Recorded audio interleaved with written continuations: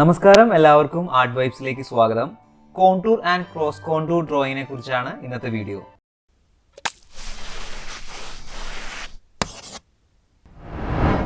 Contour and cross contour lines. ആദ്യം നമുക്ക് contour lines അല്ലെങ്കിൽ കോണ്ടൂർ ഡ്രോയിങ്സ് എന്താണെന്ന് നോക്കാം. ഒരു ഡ്രോയിങ്ങിൻ്റെ ഔട്ട്ലൈൻ അല്ലെങ്കിൽ ബോർഡർ ലൈനെയാണ് കോണ്ടൂർ ലൈൻ എന്ന് പറയുന്നത്. കോണ്ടൂർ ഡ്രോയിങ്ങിൻ്റെ എക്സാമ്പിൾസ് ആണ് ഈ കൊടുത്തിരിക്കുന്നത്. കോണ്ടൂർ ഡ്രോയിങ്സ് ഒരു 2-dimensional ഡ്രോയിങ് ആണ്.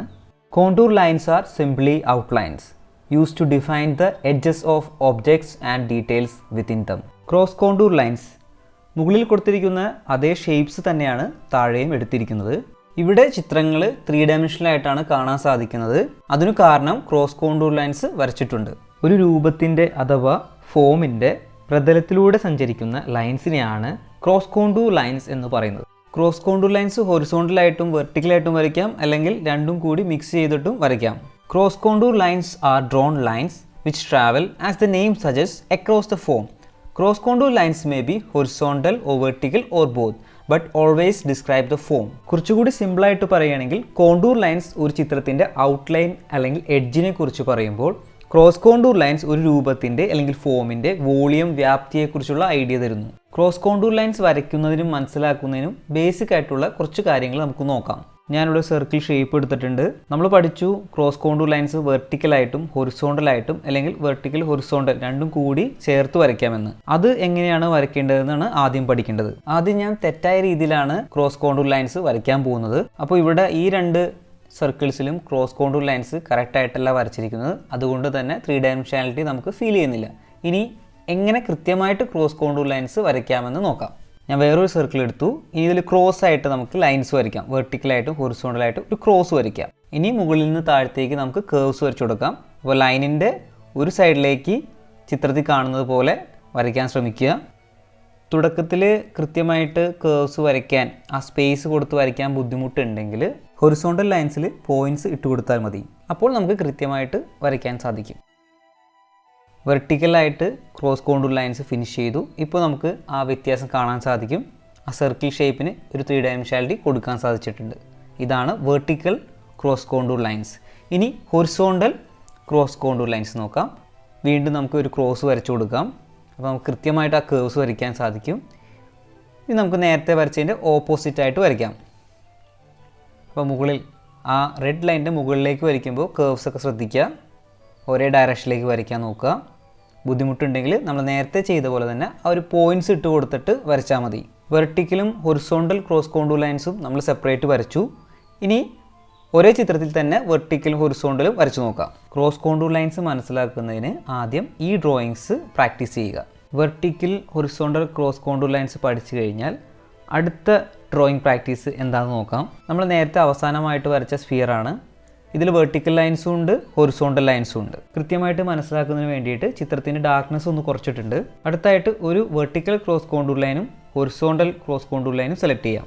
സെലക്ട് ചെയ്ത ക്രോസ് കോണ്ടൂർ ലൈൻസ് യൂസ് ചെയ്തിട്ട് വേറൊരു സർക്കിൾ നമുക്ക് വരച്ചെടുക്കാം.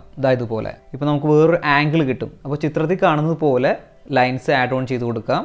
വരച്ചു കൊടുത്താൽ നമുക്ക് വേറൊരു ആംഗിളിൽ നിന്നുള്ള വ്യൂ കിട്ടും. ഇനി വേറെ രണ്ട് ക്രോസ് കോണ്ടൂർ ലൈൻസ് സെലക്ട് ചെയ്യാം, വെർട്ടിക്കലും ഹൊറിസോണ്ടലും. വേറൊരു സർക്കിൾ വരയ്ക്കുക. ഇപ്പോൾ സെലക്ട് ചെയ്ത ക്രോസ് കോണ്ടൂർ ലൈൻസ് അതിലേക്ക് വരച്ചു കൊടുക്കാം. നേരത്തെ ചെയ്ത പോലെ തന്നെ ആ പോയിന്റിൽ നിന്ന് നമുക്ക് ക്രോസ് കോണ്ടൂർ ലൈൻസ് വരച്ചു കൊടുക്കാം. ഇപ്പോൾ നമ്മൾ നേരത്തെ വരച്ച ആ ബോളിന് ഓപ്പോസിറ്റ് ആയിട്ടുള്ള ആംഗിളായി. കൂടുതൽ വോളിയം ഫീൽ ചെയ്യിക്കുന്നതിനും ഡീറ്റെയിലിങ്ങിനും വേണ്ടിയിട്ട് ഈ ഡയറക്ഷനിൽ ക്രോസ് കോണ്ടൂർ ലൈൻസ് വരച്ചു കൊടുക്കാം. ഇതുപോലെ ആദ്യം വരച്ച സ്ഫിയറിൽ നിന്ന് രണ്ട് ക്രോസ് കോണ്ടൂർ ലൈൻസ് വെർട്ടിക്കലും ഹൊറിസോണ്ടലും സെലക്ട് ചെയ്തിട്ട് പല ആംഗിളിൽ നിന്ന് ചിത്രങ്ങൾ വരയ്ക്കാൻ സാധിക്കും. ഇപ്പോൾ നമ്മളിവിടെ ഒരു ജോമെട്രിക് ഫോം, ഒരു സ്ഫിയറാണ് ചെയ്തത്. ഇതാണ് ബേസിക്കായിട്ട് പഠിക്കേണ്ടത്. അത് കഴിഞ്ഞാൽ നമുക്ക് പല ഒബ്ജക്ട്സുകളും ഇമേജസൊക്കെ വരയ്ക്കാൻ സാധിക്കും. ക്രോസ് കോണ്ടൂർ ലൈൻസിൻ്റെ ഇമ്പോർട്ടൻസ് കാണിക്കാനായിട്ട് ഞാൻ ഇവിടെ 3 ഷേപ്പ് എടുത്തിട്ടുണ്ട്. ആദ്യത്തെ ഷേപ്പിൽ ഞാൻ ഒന്നും വരയ്ക്കുന്നില്ല. രണ്ടാമത്തെ ഷേപ്പിൽ ഇതുപോലെ കേർവ്സ് വരയ്ക്കുകയാണ്, ഹൊറിസോണ്ടലായിട്ടും വെർട്ടിക്കലായിട്ടും. മൂന്നാമത്തെ ഷേപ്പിൽ നേരെ ഓപ്പോസിറ്റാണ് വരയ്ക്കുന്നത്. ഈ 3 ഡ്രോയിങ്സിൽ ആദ്യത്തെ ഡ്രോയിങ് 2D ഫീലാണ്. അതേ 2D ഡ്രോയിങ്ങിലാണ് ക്രോസ് കോണ്ടൂർ ലൈൻസ് നമ്മൾ വരച്ചിരിക്കുന്നത്. അപ്പോൾ നമുക്കൊരു 3-dimensionality കൊടുക്കാൻ സാധിക്കുന്നുണ്ട്. രണ്ടാമത്തെയും മൂന്നാമത്തെയും ഡ്രോയിങ് ശ്രദ്ധിച്ചാൽ അറിയാം, രണ്ടാമത്തെ ഡ്രോയിങ്ങിൽ താഴ്ത്തുനിന്നുള്ളൊരു വ്യൂ ആണ് കിട്ടുന്നതെങ്കിൽ മൂന്നാമത്തെ ഡ്രോയിങ്ങിൽ മുകളിൽ നിന്നുള്ളൊരു വ്യൂ ആണ് കിട്ടുന്നത്. ഒരു എക്സാമ്പിൾ കൂടി നോക്കാം. ക്രോസ് കോണ്ടൂർ ലൈൻസ് ഉപയോഗിച്ച് നമുക്കൊരു ഡ്രോയിങ് പല ആംഗിളിൽ നിന്ന് വരയ്ക്കാൻ സാധിക്കും. ക്രോസ് കോണ്ടൂർ ലൈൻസ് ഉപയോഗിച്ച് എങ്ങനെ ആപ്പിൾ വരയ്ക്കാമെന്ന് നോക്കാം. ആദ്യം നമുക്ക് ഒരു ആപ്പിൾ എടുത്തിട്ട് ബ്ലാക്ക് മാർക്കർ യൂസ് ചെയ്ത് വെർട്ടിക്കൽ ക്രോസ് കോണ്ടൂർ ലൈൻസും ഹൊറിസോണ്ടൽ ക്രോസ് കോണ്ടൂർ ലൈൻസും ഇതുപോലെ വരച്ചു കൊടുക്കാം. ഇനി ഏത് ആംഗിളിലാണ് ആപ്പിൾ വരയ്ക്കേണ്ടത് ആ ആംഗിളിൽ ആപ്പിൾ വയ്ക്കുക. തുടക്കത്തിൽ ചെയ്യുമ്പോൾ എളുപ്പമുള്ളൊരു വ്യൂവിൽ ആപ്പിൾ വയ്ക്കുന്നതായിരിക്കും നല്ലത്. കോണ്ടൂർ ലൈൻസ് ആണ് ആദ്യം വരയ്ക്കേണ്ടത്, അതായത് ഔട്ട്ലൈൻ. ഇനി നമ്മൾ വച്ചിരിക്കുന്ന ആപ്പിളിൽ ക്രോസ് കോണ്ടൂർ ലൈൻസ് എങ്ങനെയാണോ കാണുന്നത് അതുപോലെ വരയ്ക്കാൻ നോക്കുക.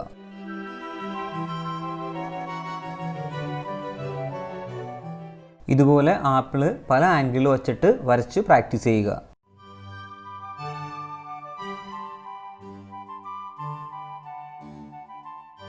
ക്രോസ് കോണ്ടൂർ മെത്തേഡ് യൂസ് ചെയ്ത് കളർ പെൻസിൽ ഉപയോഗിച്ച് ബേസിക് കളറിംഗ് ഒന്ന് ചെയ്തു നോക്കാം. ആപ്പിൾ എടുത്തിട്ട് ശ്രദ്ധിച്ച് നോക്കിയാൽ അതിൽ ലൈൻസിൻ്റെ ഫ്ലോ നമുക്ക് കാണാൻ സാധിക്കും. വെർട്ടിക്കൽ ക്രോസ് കോണ്ടൂർ ലൈൻസിൻ്റെ ഡയറക്ഷനിലാണ് നമ്മൾ കളറിംഗ് ചെയ്യാൻ പോകുന്നത്. നേരത്തെ ആപ്പിൾ എടുത്തപ്പോൾ കണ്ടിട്ടുണ്ടാകും, അതിലും ലൈൻസ് വെർട്ടിക്കൽ ഡയറക്ഷനിലാണ് ഫ്ലോ ചെയ്യുന്നത്.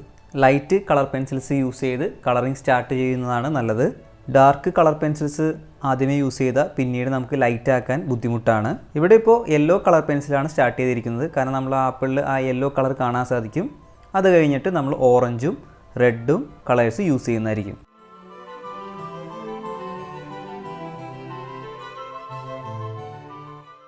ഡ്രോയിങ് ഫിനിഷ് ആയിട്ടുണ്ട്. Contour and cross contour drawing എല്ലാവർക്കും മനസ്സിലായെന്ന് വിചാരിക്കുന്നു. കൂടുതൽ പ്രാക്ടീസ് ചെയ്യുക, നല്ല റിസൾട്ട് കിട്ടും.